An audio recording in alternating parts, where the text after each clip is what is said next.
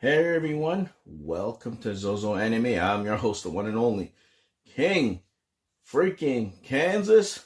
I'm here, guys, all confused to hell because I watched 13 episodes of something I didn't really expect, but in a good way. Anyways, I'm blabbing long enough. Yeah, guys, I recently watched Rascal Does Not Dream of Bunny Girl Senpai. It came out in 2018.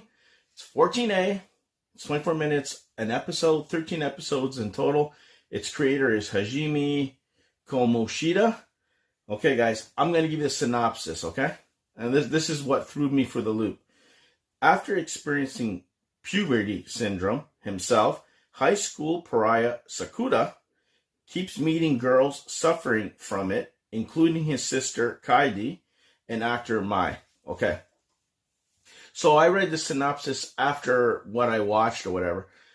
I'm telling you right now, guys, not that I got blindsided, but I expected something totally different. This is supposed to be classified kind of like a rom-com, slice of life, whatever.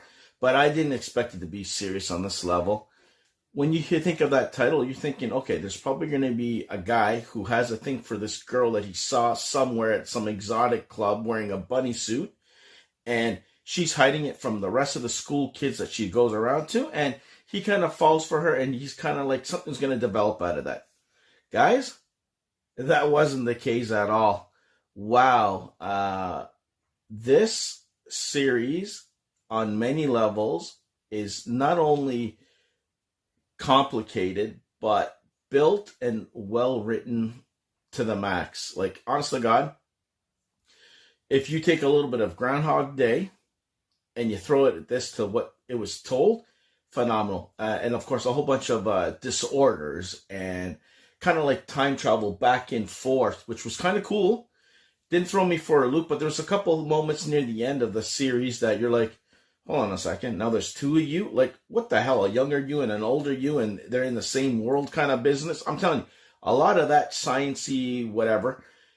And then he kept on, the main character, Rascal, he keeps on going to this girl that he knows, who's this kind of like nerd scientist person who's so like knowledgeable of what's going on with this puberty type, disorder there, that, yeah, like it's bananas, it's bonkers.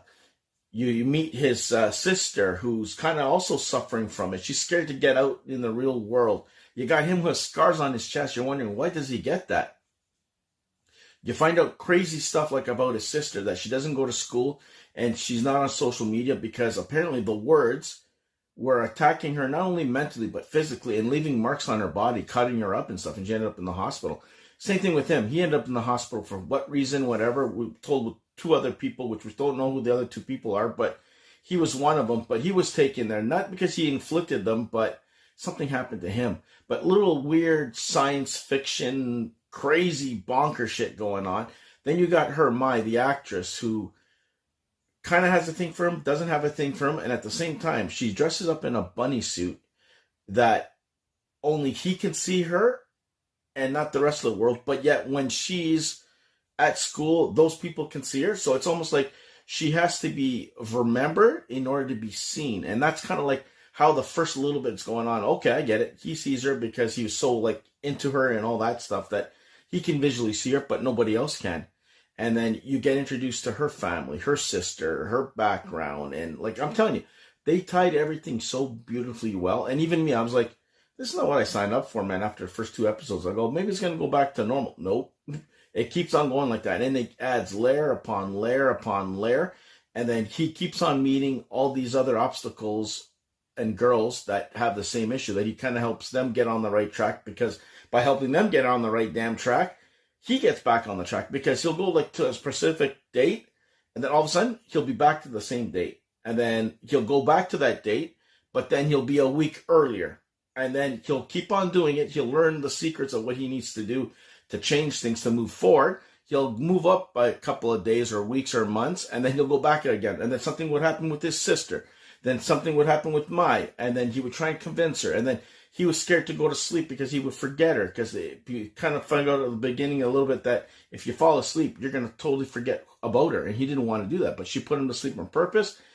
using some clues and stuff, he kind of figures out, and he's yelling at the top of his lungs he loves her and blah, blah, blah. And you could see there's a relationship build up that she does love him and he does love her, but it's the situation that's going on that makes you bonkers. And you stay tuned, man. I watched 13 episodes, and now apparently there's 3 or 4 movies or something, and then another, I don't know, the king has lost his mind, but I'll probably end up checking out that next, and eventually maybe do a review or something down the road, maybe not, but either way, that is my quick, official, rambling review on Rascal Does Not Dream of Bunny Girl Senpai Season 1.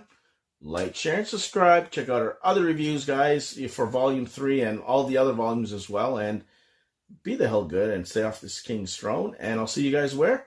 Hopefully, we're back here on Zozo Anime.